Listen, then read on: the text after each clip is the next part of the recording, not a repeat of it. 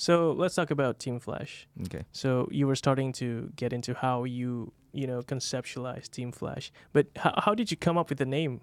Like, did you come up with the name before you started or after you started the team? I think for us, I've always thought about owning a team. Right. And because I'm very passionate about working with the esports athletes, developing them, not just competitively, but commercially as well. Right. Because I feel that there's a lot of talent in the Southeast Asia region. Yeah, and for us, in terms of the branding of the team, we actually sat down and we thought about it for quite a bit. Yeah, at the end of the day, we settled on Team Flash. I think firstly, having team in the front means something as well. Because we want, it's gonna help people identify more easily, right? yeah, Team Flash, so they know it's a team. yeah. I don't feel like there is a standard guideline. That there are some esports organizations, for example, Evos. Shout out to Ivan, Evos Esports, right? Yes. Yeah, I think it's really dependent on the team owner. Right. Right. For us personally, the reason why I called it Team Flash, I believe team comes before everything. Yeah, and that's one of the reasons why team came before Flash. But people usually call us Flash, just Flash. It's like it's much easier, right? No, but that's the thing though. There are other teams called Flash, right? There are. Have this gotten you into any sort of a misunderstanding? Yeah. I mean, in Taiwan, there's a team called Flash Wolves, very well known. In Malaysia, there's a team called Flash Vision. So we are very aware. There's a few flashes here and there. We are.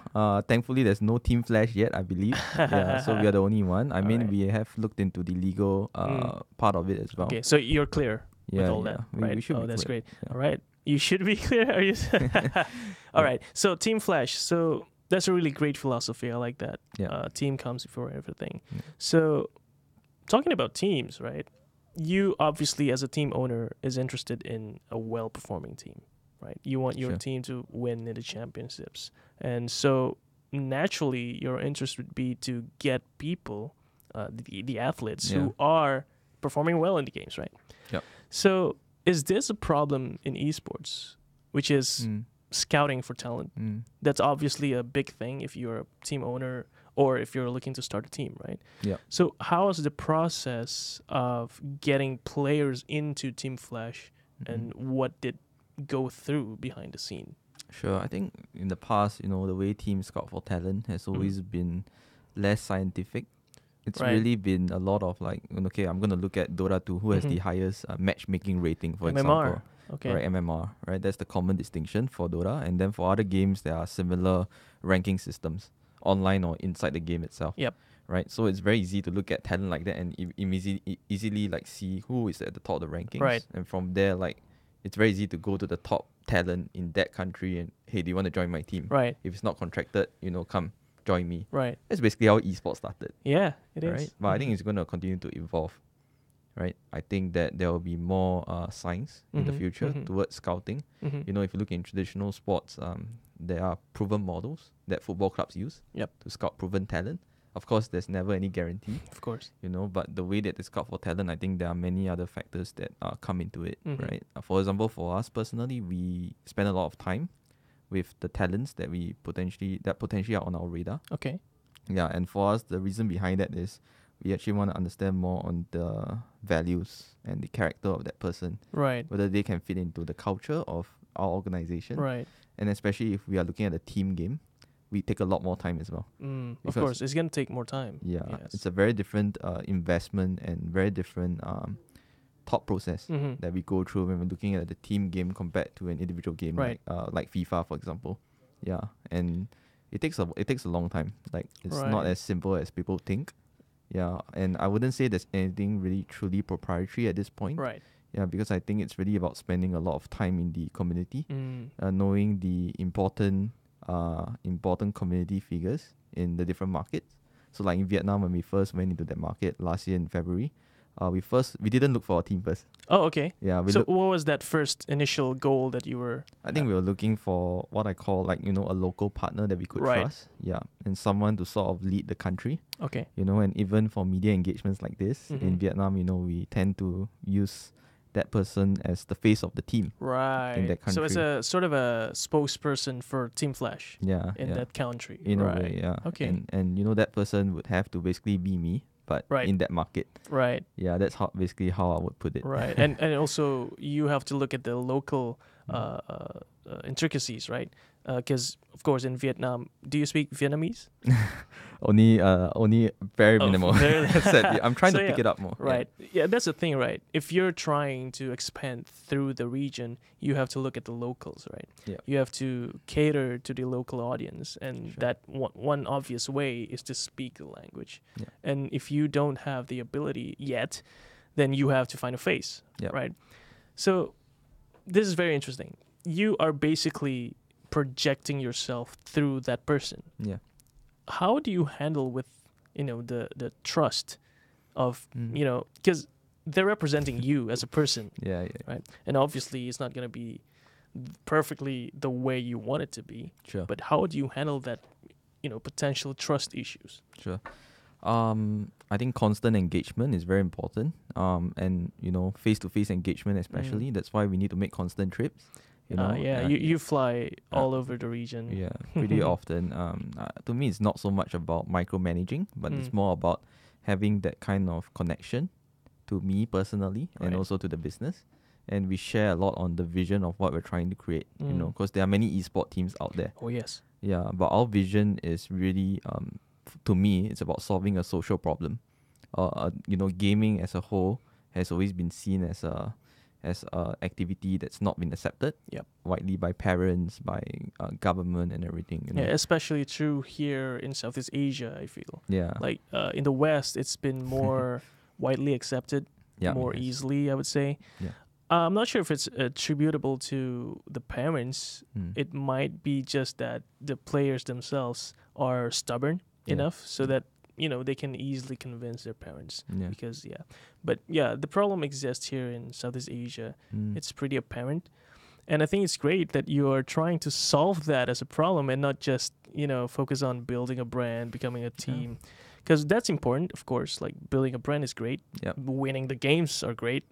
But there's something that is interesting in the esports industry, which is we are moving together as a collective, which is to push esports into the mainstream, into the spotlight. Yes. And get more people to understand what we're doing. Yes. And so that way people will be more supportive, more people would be interested to join and, pursue more opportunities, right? Yeah. And that's what's been happening with Team Flash as well.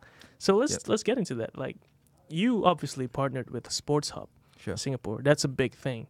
Like, it's historic, to be honest, because then people will see Sports Hub and they will also see esports within it, right?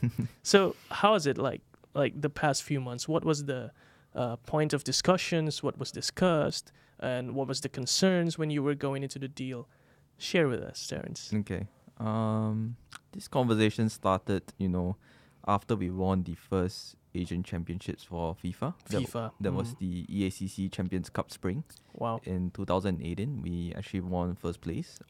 Congrats. So that was huge for Singapore, right? Mm-hmm. And I think after that achievement, I think there was quite a lot of attention, firstly on the mainstream media. That obviously got the awareness of certain people. Yeah, key stakeholders. Stakeholders, that's right. Shortly after we started engaging Sports Hub, because we were looking for a training facility here in Singapore. So you engaged Sports Hub before you won the game at FIFA? Actually, it was after. Okay. So after you win, then you start engaging Sports Hub. Yeah. All right, got it. It was part of our, it was a natural step in our partnership development, because when we look at the local ecosystem, we knew that in order to make Singapore a bigger esports market, we couldn't do it alone. It is a small market, and it's not even about the size of the market as well. It's also about the standard of living, the culture, everything. In my press conference last Friday, I briefly mentioned Denmark. Denmark has very similar population to Singapore, but they've won $25 million in prize money compared to Singapore, which has won 3, around there. So for me, that's a very good example to look at. It's not just about the market size; it's about other things as well. Why is Denmark so successful at esports compared to Singapore when we have the same number of people? Right? So what's missing, right? That's the question. Yeah, I mean, there was a great video that was released, I think, a month ago.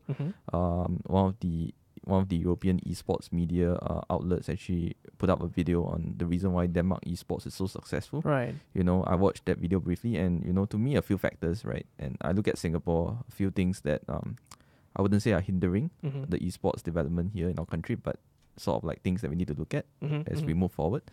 Firstly, of course, national service. I am a believer of national service. I went through my 2 years. I did my 2 years. You know, I was in a military unit. Right. So I served my 2 years well. In fact, I just did a reservist cycle. Oh, okay. So in Singapore, you actually get called back every year as well. Mm-hmm. And for me, that is a big factor in terms of when you're looking to develop talents in esports, because the years that you're looking at is actually the prime time years. Yes. Right. It's when you're 18, 19 and you get conscripted. Yes. And then you have 2 years that you have to go and serve. Yep. Right. And it is a big factor because a lot of the other countries, which I'd say that are good at esports, military service is, I think, optional. Optional. Mostly, yeah. So national service is one. Standard of living as well, I guess. Right. Yeah, because Singapore is a very expensive country. It is. Yeah. Ranked number 2 at least. So that is a factor as well. It's not easy to actually have a full-time professional gamer. Right. Yeah, that is also something that, has been difficult in developing full-time esports talents. Exactly. Right. So let's talk about that one by one. First was national service. Sure. I've been hearing a lot about that as well. Like, it's not just in esports. Like, esports is on the fringes for now.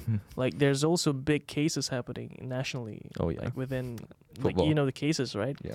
But I don't see it as a problem. Sure. So let's not try to frame it that way. Like, it's a problem that needs to be fixed. Yeah. But let's try to find a way. Like, how can athletes or aspiring esports athletes work around that? Because obviously it's not going anywhere anytime soon, right? Yep. But so what's the best strategy that you would recommend for aspiring athletes to work around that? I think when it comes to national service, like I said, I'm a big advocate of national service. I think, as an esports athlete, if you want to compete professionally, to be honest, like those 2 years when you're serving, it's really difficult because not just about training. You would have to get special permission to leave your units for competitions, local and overseas. So it really is a key factor, but I don't want to frame it as a problem like you said, right? It's something that it's going to be here. We have to find ways to work around this. Yep.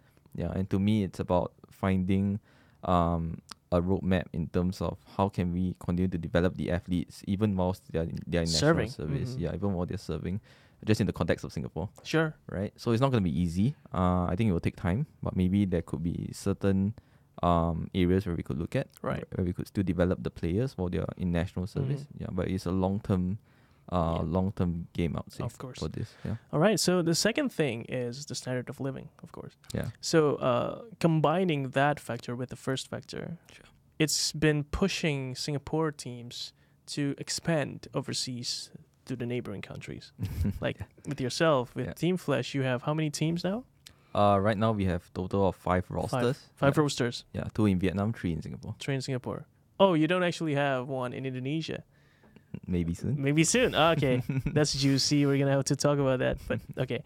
So yeah, standard of living, national service, and a few other factors, I'm sure, have been pushing you to develop teams outside of Singapore. Yep. Right. And you've been flying in the region to different countries. So I was interested to ask you, have you learned something from flying to different countries? Because obviously there's differences, like there's nuances. There's a different way you play here in Singapore. There's a different way you play in Vietnam, Indonesia. Yeah. Have you learned something that's kind of useful for you as a team owner that you can use to better develop your Team Flash, your brand, or in any other ways? So most recently, I was in Jakarta for a few days, almost I think 3 to 4 days, and we met a lot of stakeholders in the Indonesia esports ecosystem. I think one very interesting meeting that I had was with the IEL. IEL, yeah, right. The one that's organizing the university series, right? That's the one, right? Yeah. So I thought the concept that they had and the work that they've done up to this point was really great. They've engaged 12 universities. Yes. Across Jakarta, across Indonesia. Indonesia, yes. Yeah, across Indonesia, and I thought that was a really great case study for us to take back to Singapore. How they've successfully implemented esports on a collegiate level. Yes. Collegiate level, exactly. And there are a few things that stood out for me. I think firstly, obviously in Singapore, we've also engaged a couple of schools as well. Right. You know, we've given talks. You know, there are talks to also host more events like tournaments on a school level. An interesting thing that IEL did was, you know, to introduce a minimum curriculum grade Right. before you could actually be allowed to compete. Ah, I see. Yeah. So it's not just, anyone can join. No. You actually have to pass a certain grade Exactly. level. Yeah. Right. And I heard the grade is quite high as well. Right. Yeah, because gamers are smart, man. Yeah. Like we are known to be smart because, all those pressing keys might not seem like something from the outside view, but it's actually doing stuff that's requiring a lot of mental horsepower. Yeah. So yeah. In my opinion, a lot of knowledge sharing needed at this stage, you know, to really learn to see what works, what doesn't work, Right. and a bit of testing as well, you know, proof of concept. Yep. Yeah, really putting something out there and then seeing what catches on, you know, especially in Singapore where, you know, generally Singaporeans, I would say, it takes quite a bit to get them out of their houses, to be honest. That's the truth of our culture, right? Right. And I think if you want to organize events, you know, not just for esports. For any I'm event. talking about anything, like Right. even traditional sports also has their own challenges. Yes. Exactly. And you know, I'm looking at this whole ecosystem. How can we further add value as a team? Right. Because to me, if I'm wearing my team owner hat, you know, it's very simple. You know, I take my athletes, I make sure they win the championships. Yep. I brand them, I market them. You know, I bring in the sponsorships, I bring in the media deals, and that's the end of my job. Right.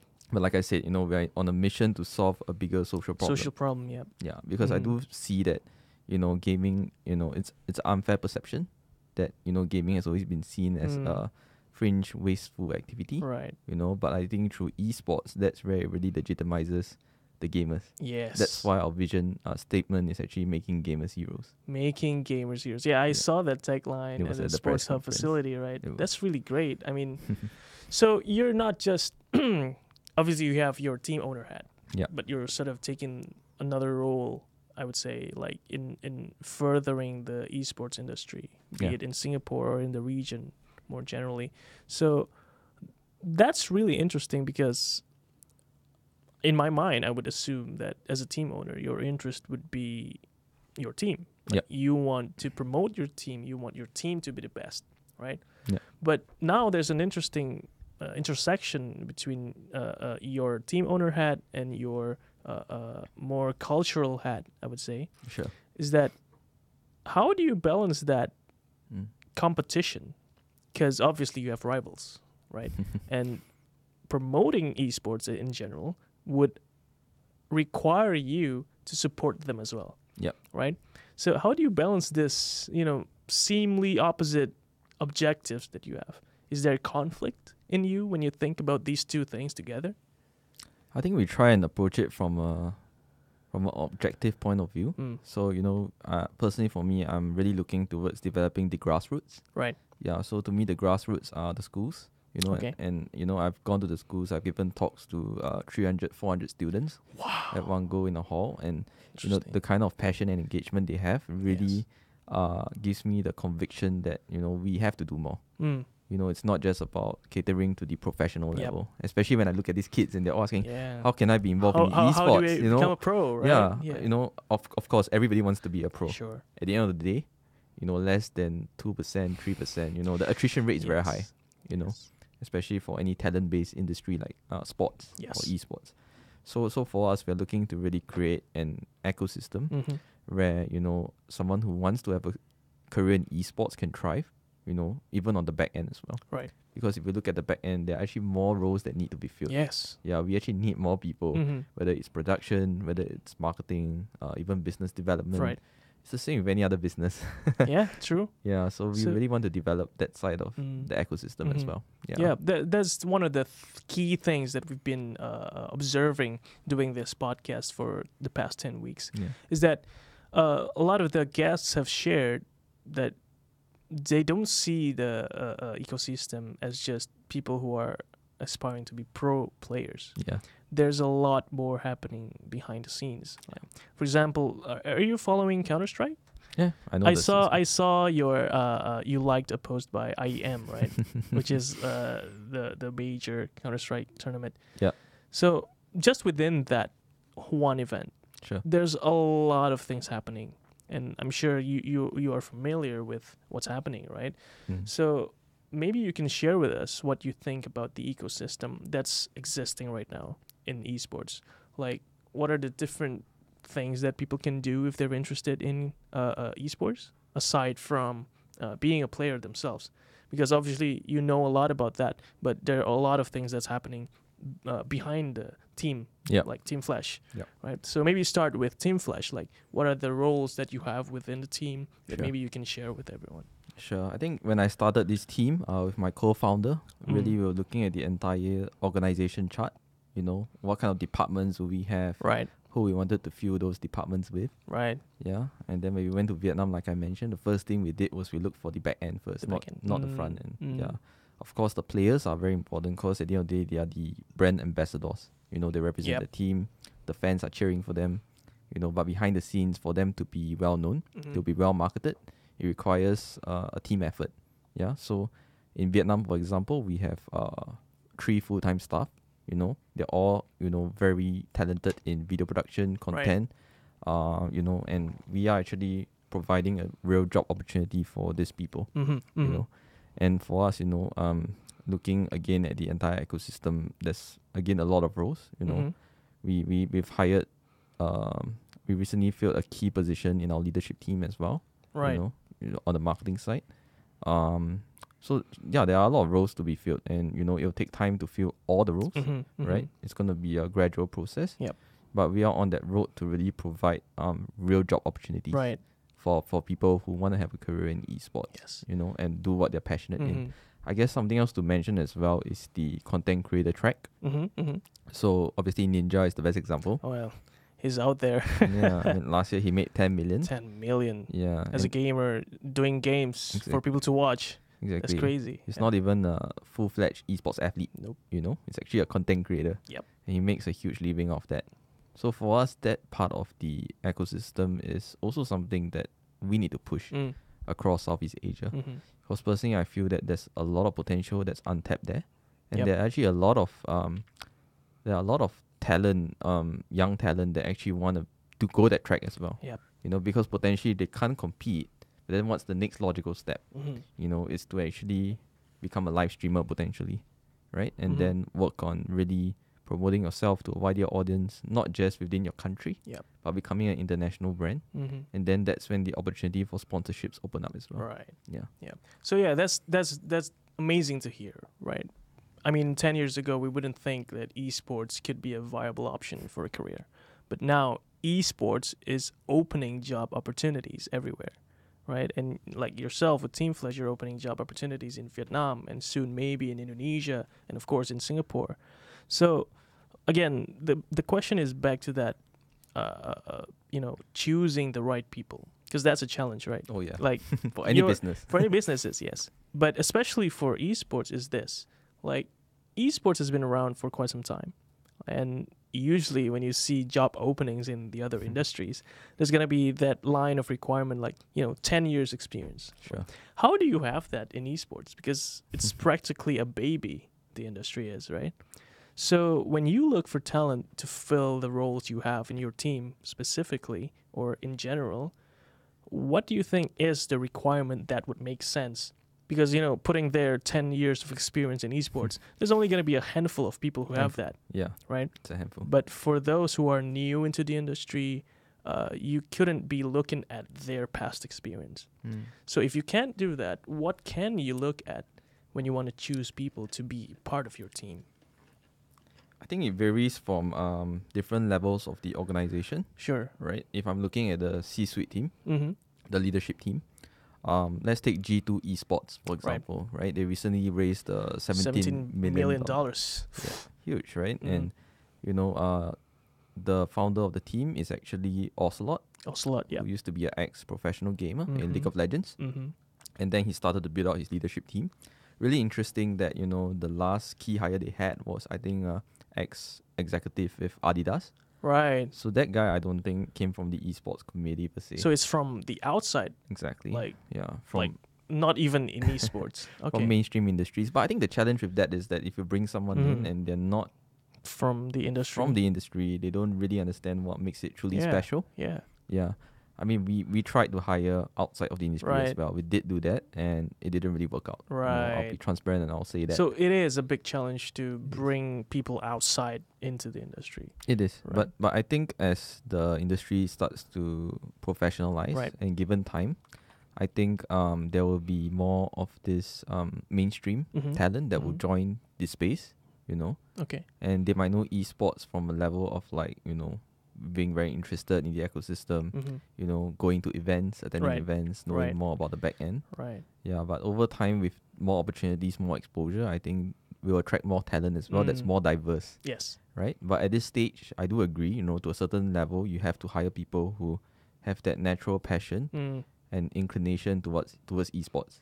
I see. So really people that come from the community or have worked with esports related companies like Garena, Garena, yep. ESL, Riot Games. Mhm. There's so many examples, Yeah. right? Yeah. So usually if you know I'm evaluating someone for a marketing position, I'll look at the portfolio Right. and I'll see, you know, oh wow, he has experience at an esports company, but he's Mhm. also done some interesting stuff maybe in a mainstream company. Right. And that's quite interesting for me because it means he might have a more diverse mindset in terms Right. of how he would Yeah, because bring then value. he'll be able to bring the differences of the industries and put them together in a way that's gonna bring value into esports that we might not think of. Yeah. Right, because we are in this industry, so we've been we've set ourselves in this cage, I would say. Yeah. Yep. We can see the industry very well, but we don't know what we can add on when we have the perspective from the outside industry. Yeah. Right. So that's really interesting, right? So balancing people outside and people inside. Yeah, I think maybe the closest relevant industry as well, maybe sports. And media. Mm-hmm. I think these two industries, they're probably the closest in terms of what esports is, in terms of similar parts of the ecosystem. Yep. And so if we look for talent, it does make sense, for example, to look for someone from, let's say, the NBA. Right. You know, to join an esports league, for example. Yep, I think, I can't remember, I read a couple of news. It was on LinkedIn or so. I know. Yeah, there was an NBA executive joining a esports organization. I believe so, yeah. So there are more examples of top level talent at the C-suite level, you know, joining a esports organization, you know, whether it's a team or a league. Yeah, so I thought that was pretty interesting. Yeah, and I think in Southeast Asia, teams are still largely hiring for people within the community. Right. Which I think is great. You got to keep giving a chance to people who want to do that. But at the same time, to really bring esports to a new level, you need those talent as well from the other side. Yes. So yeah, that's talking about people who are experienced and are hired for C-suite levels, right? Yeah. So let's say I'm a ordinary person. Okay. Like I play games for fun. I play Mobile Legends maybe. Yeah. And I want to get involved in esports, right? Yeah. I'm passionate, obviously, but I have not experienced any managerial roles like in a mainstream industry or even in esports. How would you advise this person? Advise me. Sure. How can I break into esports? I think firstly to be clear about your skill set. You know, do you like writing? Do you like streaming? Do you like production work? Do you like graphic design? Right. So many different skill sets, right? That might be relevant to our space. Okay. Yeah. So first is to understand your skill set. Right. Secondly, I think is to get yourself noticed. You know, obviously, again, the bigger organizations that I think are hiring quite daily. Right. You know, the ones that I mentioned, Garena, ESL, they all have offices here within this region. Yeah, so they would be more, they will be the nearest examples of organizations that I will look at in terms of getting a full-time position. Okay. Yeah, to be honest, most teams in our region, I would say only a handful, are probably equipped to hire on a daily basis, or at least quarterly basis, depending on which positions, which departments. So I do think it is something that will continue to grow in terms of opportunities. Right. Yeah, but it'll take time again. But you know, I think really to be aware of your skill set and find ways to put yourself out there. Yeah. So it seems to me that the best way to break into esports is if you can produce content. Do you agree with that? In a way, yes, because if you can produce content, it helps you to get noticed easier. Right. And based on that, certain marketing principles, if you know how to do basic SEO, SEM, digital marketing, getting your content noticed, and then people, you know, someone from Riot might just look, oh, this guy has pretty nice content, you know, let's reach out to him. You know, doesn't always happen, but the fact that you put yourself out there, there's nothing it's gonna increase your chances of getting It's noticed. nothing to lose. And if you're truly passionate about this space, that's the amount of legwork you need to do at the start. You know, I was in the esports scene in 2006. I was getting paid, I think, $50 an article. Wow. Yeah, so to live here in Singapore, that's tough. yeah, so you know the challenges, Yes. and you know it's come full circle. 10 years later, we're in 2019. 13 years later, to be exact. You know, I'm the team owner, but at the same time, the challenge now is to provide that opportunity for Right. a lot more So people. yeah, went full circle, like you said, right? So it's important for people to realize if they want to be involved in esports, you have to put in the legwork. You have to lay the foundation, and you have to bite the towel while you're going through it, right? Sure, because I'm pretty sure it has not been the most smooth journey for you or for any other people who is involved in the scene, right? So how would you advise people? For example, let's say I want to start a team, right? And of course, there are a few titles in esports that's really big here in Southeast Asia. Sure. And the access to those games is getting much cheaper, much easier. Yep. But of course, there's still a challenge when it comes to putting together the right people and building an organization. Right? Sure. So if I tell you, Terence, hey, Terence, I want to build a team. Where should I start? Good question. Within Southeast Asia, right? Yeah. With respect to Within Southeast Asia. I mean, if you look at Southeast Asia today as a whole, I would say, you know, if I categorize it into maybe 3 different levels. Okay. Right. The first level would be the tier 1 market. So I would say Indonesia and Thailand. All right. These 2 markets are growing incredibly fast, and not just in terms of the fan base, the market size, but also the commercial as well, which is, you know, something that is not happening in certain parts of the region yet. Right. Yeah. So the commercial, the monetization is key as well. Okay. Because ultimately you are running a business. Yeah. You need money. Yeah. Running a team is running a business. It's not just running a team, right? So you really got to look hard at your business model. How are you going to make revenue? How are you going to make up that amount of investment? Whether it's sustainable, you know, do you have to raise money? You know, Right. You know, for us, we are bootstrapped. So I see. Yeah, we do have our own funding from our leadership team. You know, that all really believes in what we're trying to do. So really, it's about looking first at the local markets within Southeast Asia. Which are the best markets to go into, and even within those local markets, you got to really know which are the top esport titles and what's up and coming. Yeah, that's interesting. Can I just talk about that a bit? Sure. So in Indonesia, the biggest title right now is Mobile Legends, right? And it's actually receiving a lot of hate from the PC players, for example. Okay. Because I'm sure you know of this Piala Presiden, like the presidential cup, you know it, right? And the game they announced was Mobile Legends. And so I saw a post on Instagram about, you know, all this advertising of the cup. And I saw the comments on there. And they're all saying, why not this game? Why not that game? Why not my game? Because that's what people want to see, right? Of course. If I play Counter-Strike, I want the presidential cup to be in Counter-Strike. Sure. Right? But I realized that they don't see it the way we do, because we as the we are trying to build the community and the industry, right? So when we see the presidential cup featuring Mobile Legends, it makes sense because that is the popular title. Yeah. At least at that time, right?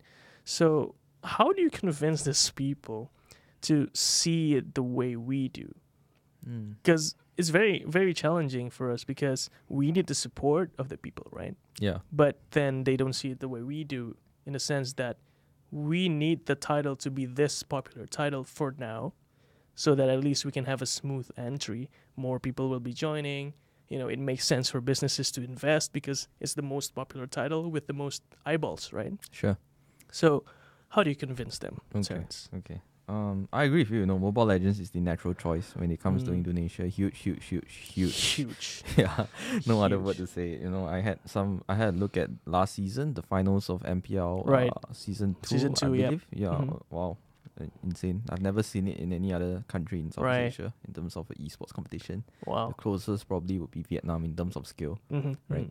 You know, at the end of the day, I think you can't make everyone happy. That's the sad truth. You know, the esports community is very passionate. Yes. You know, that's a good and bad thing.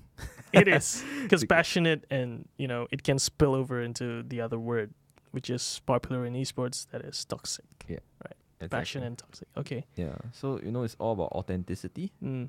Like really, if you pick a title, of course, you got to justify why that title is Right. the chosen title, Yep. especially for an event as prestigious as this. Yes. It makes natural sense to us from where we are. Mm-hmm.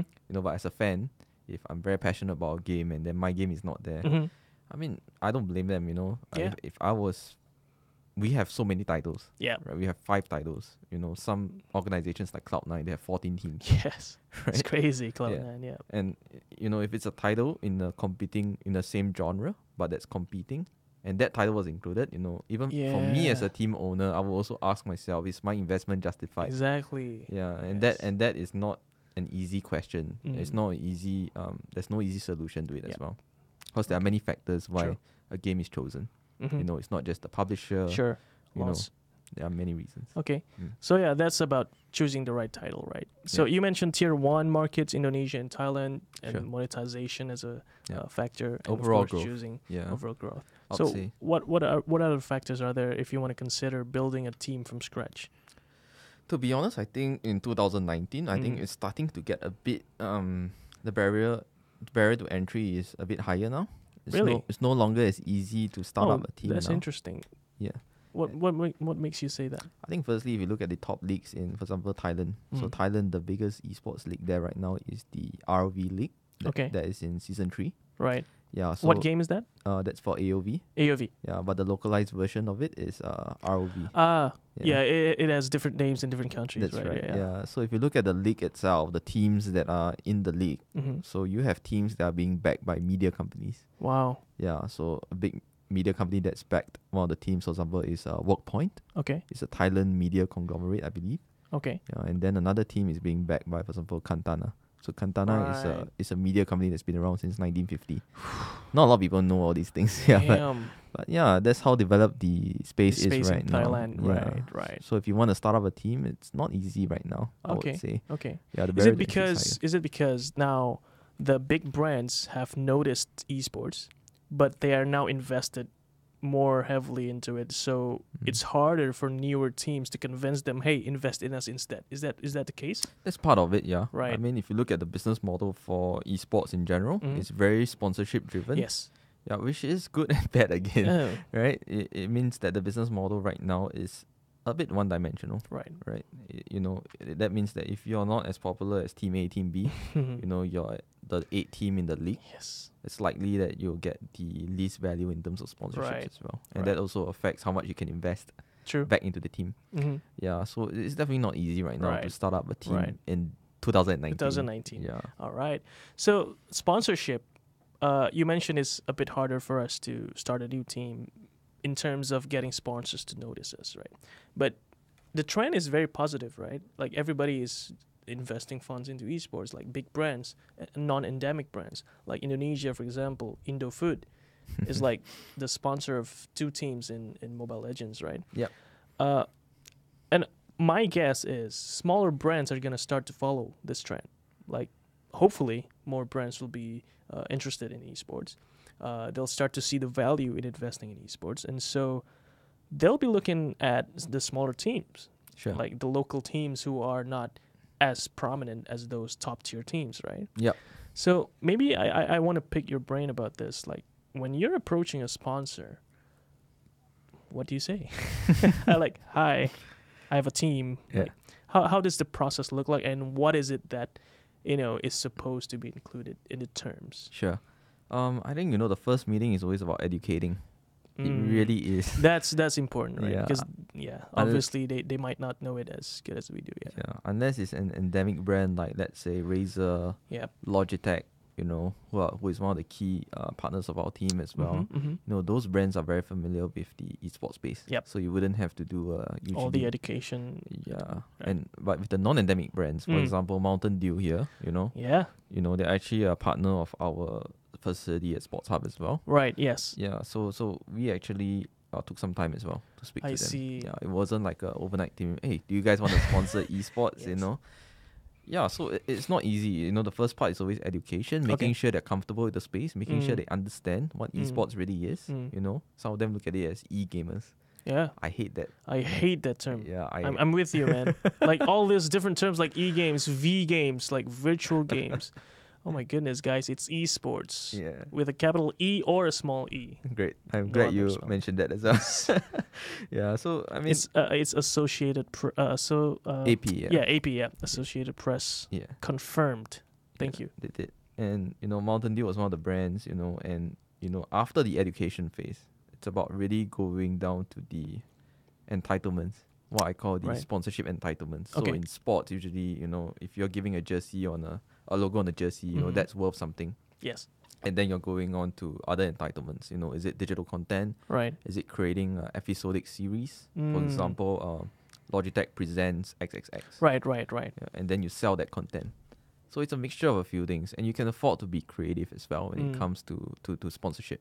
Because honestly, there is no golden rule that says, Sure. you can only have the logo here, you can only do this, you can only do that. It's really about being creative, offering a lot of value at this stage. Because there's still a lot of there's not a lot of guidelines, I would say, Right. in terms of how you approach a sponsor. Yeah, so every team, every organization has their own sponsorship kit. Mm-hmm. The way they pitch to sponsors, Yeah. everybody has different ways, Different right? ways, yes. Yeah. And- Ultimately, it comes down to the reach of the product as well. Right. So if your team, what's the overall people you can reach? Let's say with one Facebook post, Mm-hmm. and then that's more on the advertising mechanics that you're Mhm. looking at. Yeah. Right. Yeah. So obviously, there's a big room for creativity right now because esports is at this nascent stage, Yeah. and so we can try different things. So people can try a lot of different ways to incorporate sponsors or whatever. So that's really interesting to see. So thank you for sharing. So yeah, we've talked about recruiting players. We've talked about starting your own team. We talked about sponsorships. Maybe we can take a step back and talk about yourself, Terrence. Like, Okay. what is your vision for 2019 and beyond? Because obviously you're invested in the space, Yeah. right? But maybe around it, what is it that you're hoping for to see in the next year or so? I think firstly, there's been a lot of interest from the capital market. So Right. the venture capital funds. Yeah, family office. lots of those people are actually trying to get into it as well, right? Yeah, Mm. and they're thinking about where's my best bet if I was Mm. gonna put in 3 million, 4 million. Right. What kind of property would I invest in? Mm-hmm. Would it be a team? Would it be a publisher / developer? There are many ways to play this game, Yep. right? Game. Okay. Yeah. Yeah. Pun intended. Yeah. So I guess what I'm hoping for this year is to see more investment pour into the scene in Southeast Asia. Okay. To further bring up the playing field Okay. in terms of where we are compared to the US and Right. Europe, even China, Korea. Right. I would reference them. And I think there really is quite a few investment rounds going on in Right. esports, right? Whether it's teams and stuff. So I think that the capital will come in. Okay. It will help to really professionalize further the scene as well, in terms of where the investment is spread. Besides investment, I guess it's also to look at franchise leagues. Mm. Yeah, that's interesting, right? Yeah. In Overwatch and League of Legends, Mhm. that's what's been very big for them Yeah. because that's really putting it on the same level as a traditional sport. Yeah. Franchising, people can buy spots, Yeah. but it's more of an investment for them, right? Yeah. So maybe you can share a bit like your thoughts about franchising. What is it like? Is it gonna work? Because some people are actually pessimistic when it comes to franchising. Yeah, I mean, to be honest, it's a bit like if you go in too early, you create this league, and then you get all the teams to invest, and then the Mhm. league doesn't go well, and then the teams suffer as well, Yeah. and then the whole scene regresses Yes. as a result. Yes. So for me, timing is key, Right. and the way you the way you enter the market, the way you build the league, and the way the teams and the publisher come in together as well. Right. In Southeast Asia, there hasn't really been a true franchise league. Yep. There's the Nationals in the Philippines. Yep. There was IESPL in Indonesia. Mhm. Those. But two it's leagues. fragmented, right? It's Yeah. all very local. It's very localized. Mhm. That is a challenge as well, Right. because usually with a franchise league, you will at least look towards a regional The product. region, yes. Yeah, Overwatch League, the LEC, Yeah, LEC with what's the other one? The North American one? NALCS. Yes. Yeah. So there are many good examples across the globe. Mhm. Southeast Asia, unfortunately, there's no really true franchise league at this Right. point. Okay. I know there are plans for some interesting leagues coming up later this year. Can you share? It's a bit tough. Unfortunately, I signed some documents, so I can't really Sure, say. sure. Yeah, but It's okay. I think you'll hear something in the next 3 months or so. Right. Yeah, it's coming up very soon. Personally, as a team owner, we're really looking into whether it's investable. Yeah, whether it makes sense Yep. on the business side. Obviously, we want to be in the top leagues in this Of course. region, and that means that we will be interested in having a spot. Obviously that also means raising money. Right. If it's a franchise league spot, even though it won't be the amount of an Overwatch league spot Oh yeah, I mean, that's gone up to, I think, 40-60 million. Yeah. The first season it was 20. 20, yeah. Now it's like tripled. Yeah. Damn. But Okay. that tells a story as well. Yes. Right, the fact that Yes. the value of the slots have increased, Mm. teams are willing to pay for it. Yeah. That's a bigger sign as well that Mm. the league is doing well. Yep. But someone told me, that the teams actually are doing well in terms of returns. Really? Yeah. That's interesting. Yeah. Because most of the comments I see are about viewership. Yeah. Like when we talk about the Overwatch League, Yeah. the main concern by the people. Yeah. When I say the people, it's like, people on Reddit, Instagram, or whoever's, having a voice in social media. Yeah. They talk about viewership. They're concerned about the numbers when it comes to Overwatch League. Mm. Is that a concern? I think Overwatch as a whole, since we're on the topic of Overwatch, Yep. the game itself is the spectator value of the game is debatable. Yeah, I exactly. think it's not very esports. It's very friendly. hard to watch it, Super hard. especially for myself. Like, I don't play Overwatch. Yeah. I don't know what's happening. Yeah. Right? So that's a factor. That definitely is a factor in terms of determining its success as esport. Right. Right. Going further though, I think they've done very well on the commercial front. Deals with HP. Yep. I think ESPN as well signed the Yeah, media yeah. right deal, Mhm, mhm. media rights deal. So I know the league is doing pretty well in terms of revenue. Right. Yeah, but the future again remains to be seen. Remains to be seen. Yeah, I see. It's very hard to grow to a level of like Okay. the English Premier League. That's a different game.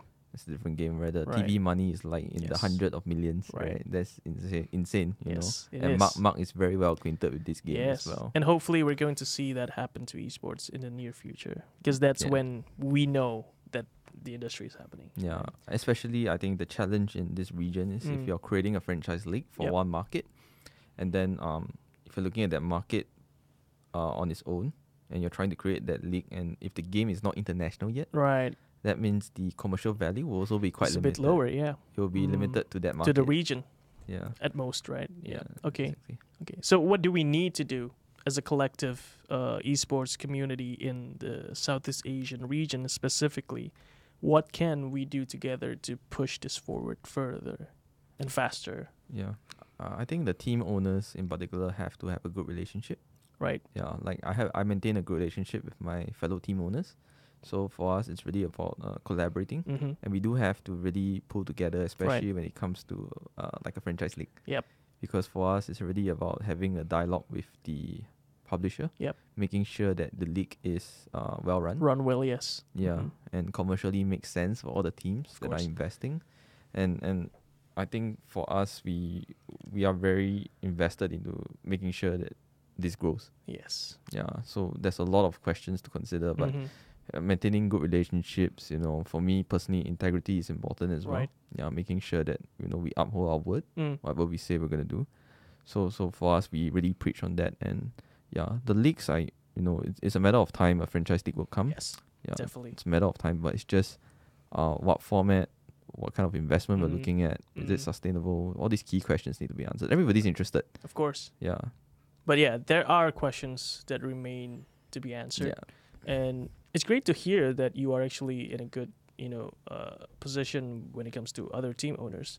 Because I was hoping to invite Ivan to the podcast as well. We agreed, but of course, he's as busy as you.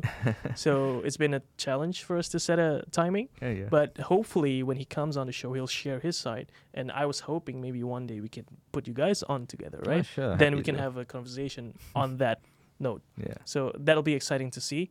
But thank you so much, Terrence. Thank This you, man. has been a superb episode. I learned a lot today, and I'm hoping to see more out of Team Flash, and just expecting to see the scene grow together with your team Sure. and you as a person. So Sure. maybe a last message to anyone out there, listening to this, because you have a voice now. Yep. Like, what do you want to say to the general public when it comes to esports? I'll just say, it'll be great if everybody just comes together in your own way to really support the esports industry. Whether you're a fan, a player, aspiring player, there's many ways in which you can get involved or support the scene. Even telling a friend about esports, that's an additional one person that knows about it. That's big. Yeah, and that one person could go on Share to tell. to war. Exactly, the viral effect, right? Yes. So I always believe, don't underestimate the potential and effect that you have. Personally, no matter what position you're in. Like, I think 13 years ago when I was in the Singapore committee, I never thought that I'll be a team owner today. And I never thought esports would be what it is today. Right. Who would have thought, right? Yeah, I mean, you always felt there was something special in our space, but you could never really see that it would be what it is today, I would say. Yeah, even 13 years ago. Yeah, that's great. And one saying I really like is people always overestimate what you can do in a year, but they always underestimate what can be done in 10 years. And that's really what's showing here in esports, right? Yeah. So thank you again, Terence. That's really great. Yeah. I'm really glad we had a chance to do this. Sure. Looking forward to more. Last question, who do you want to see next on the show? I mean, there's a lot of great people in the esports industry, even based here in Singapore. Yeah. Maybe a name you can think of at the top of your head. There's a lot of people. I guess, I mean, since you mentioned Ivan, he'll be a great person to speak to. I think that he deserves his fair share of media spotlight. He's done a very good job with Evos. Not a lot of people have known about Evos until I think it was maybe late last year. And people started to notice, wow, it's a meteoric rise, right? Like, everybody suddenly talks about Evos. He went to the right markets, Indonesia first, making sure he really consolidated that market, established leadership. Yeah, so I think that part was a key for him himself. Yeah. Wow, that's great. We're gonna have Ivan on the show next, hopefully. Great. So we're gonna talk. We're gonna set a schedule with him. So thanks again, Terence. For you listening, thank you so much. Hope you learned a lot today, as I did. Support us in any way, like Terence said. Don't underestimate your power to share this. Share, like, subscribe. And of course, we have our Patreon page. You can visit us on patreon.com/esportsasia and support us in any way you can. With that, we'll end it here. Thank you, Terence. Sure. We'll see you again in the next episode. And thank you for tuning in. See you in the next one.